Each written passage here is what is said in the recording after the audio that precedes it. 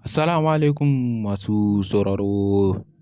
Ina muku sallama irin ta addinin Musulunci wadda addini ya tanada. Kuma sannunku da jimirin sake kasancewa da mu a cikin wannan tasha tamu mai albarka.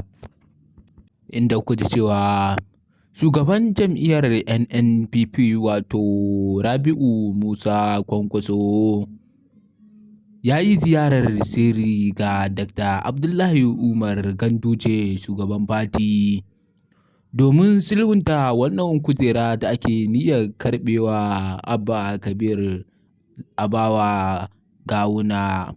Mai sauraro, in dai wannan ne farkon ziyartarka cikin wannan tasha tamu mai albarka, ka daure ka danna mana subscribing kana ka danna mana alama ƙararrawa domin samun fitattun labaranmu da zarar mun ɗora.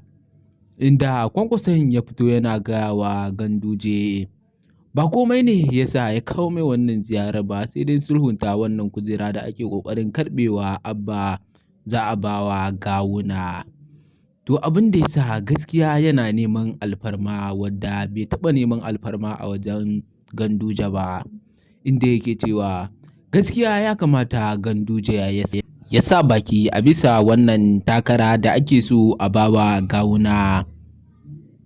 Amma da Allah ya zamana NNPP ta tsira da kujera ko guda ɗaya ce, ba don komai ba sai dai yanayin zaɓe da ya nuna cewa Abba ne nasara.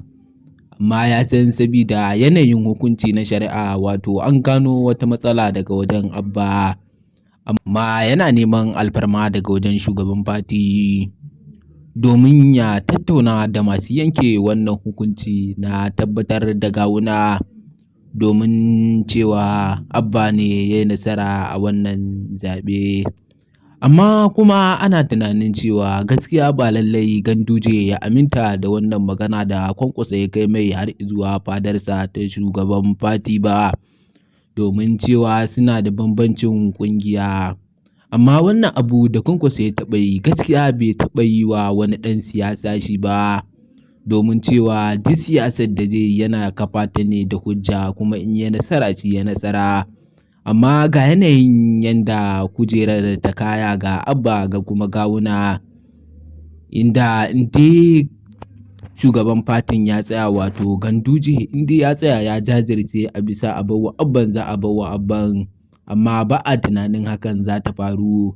To shi dai Kwankwaso ya kawo wa shugaban fati wannan batu domin a duba a gani na yanayin jam'iyya ko kuma rashin sa.